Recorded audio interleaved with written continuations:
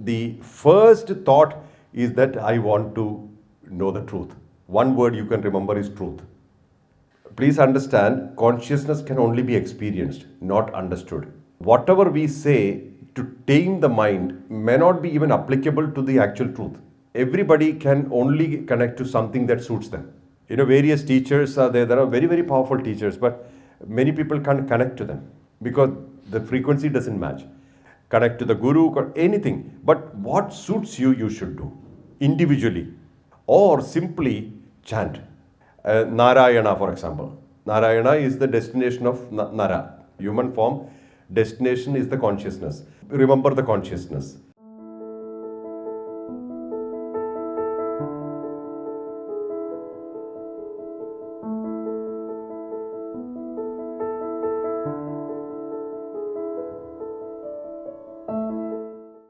Simply put, who you are.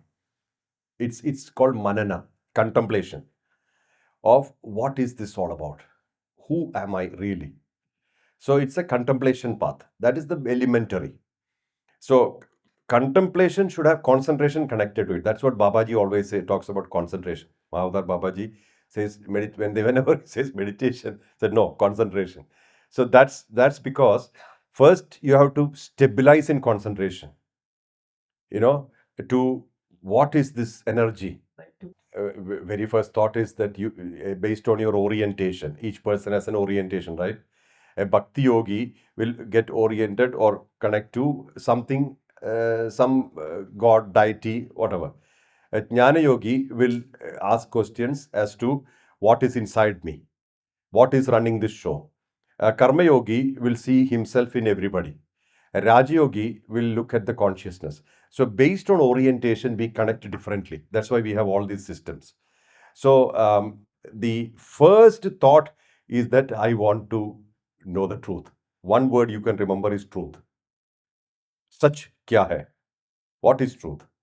So the truth part will take you inside, because not the relative truth which we always experience, the happiness, sorrow, this pendulum movement, not that.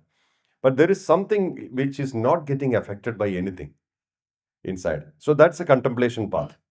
So contemplation has a lot of value. I always feel that contemplation has more value than meditation. People are so oriented to meditation, but they forget to contemplate. And also concentration also is important. As I was explaining, concentration sometimes cannot be continuous. So you got to concentrate bit by bit. But again, coming back to the thought, or simply chant. you know Narayana, for example. Narayana is the destination of Nara, the human form. Destination is the consciousness. So remember the consciousness, connect to the guru or anything, but what suits you, you should do individually. It is not that, okay, somebody said this, I can do this. Not like that. Okay, this is very effortless for me. What suits you will be effortless for you. That's why there are various paths like Bhakti, Jnana, Karma, Raja. That is because everybody can only connect to something that suits them. Various teachers are there. There are very, very powerful teachers, but many people can't connect to them because the frequency doesn't match. That's fine, because we have our frequency, and if it matches, we will connect. What is the fundamental reality? Is that Aham Brahmasmi? I am the consciousness. Like that, people have, or masters have delivered. Pratnanam Brahma, the consciousness is everything. All those kind of things have been told. But for us to connect, it's all theory, right? Please understand, consciousness can only be experienced, not understood. That is the problem. So whatever we say to tame the mind may not be even applicable to the actual truth. The truth is a state you come into. It's like graduation. You have to study hard to graduate.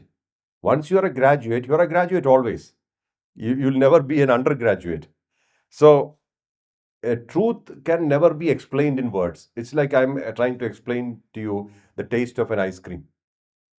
I would rather give you a ice cream, so there's no need to explain. It's almost like that.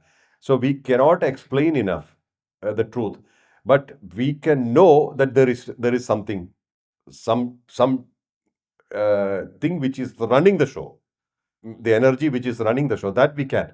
But we cannot explain about this. Very difficult, because you can only be that. See, for example, when I had the expansion experience, it was very difficult to come back to my body. That was in mid 2000s, and even I could experience that many things are within me. Even the sun, our solar system, sun was very dim inside me.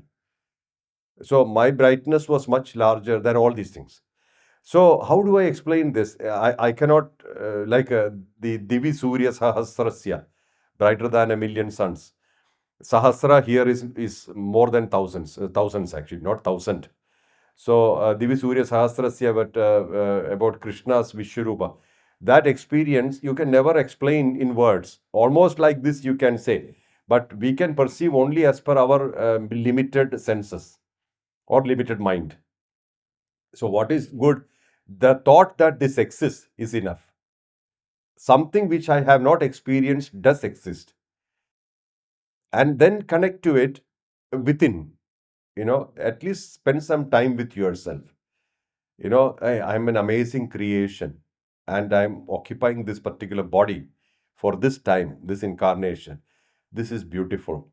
And just be there, that for some time. And like that, you come to connect to you more and more, and you will slip into the silence, the source of all sounds. Silence is the source of, like the ocean. All the waves are coming and they're going back to the ocean. Like that, you can see thoughts coming out and dissolving back to mind. Different thoughts are coming, but it's going back to the mind. Like that, you can see the up and down thing, and you will be witnessing it. You will feel nothing about it. Likewise, you can see people walking and talking around you and living in their own worlds, and you will see the beauty of it, the variety. And also, if you take the next 100 years, even the child born today will not be on walking on earth. All new sets of people. So this whole drama you will watch, you know. When I used to be in Himalayas, I used to sit at near the Ganga, and Ganga will be flowing very fast. So I keep my eyes focused, and below the eyes, the water will be going.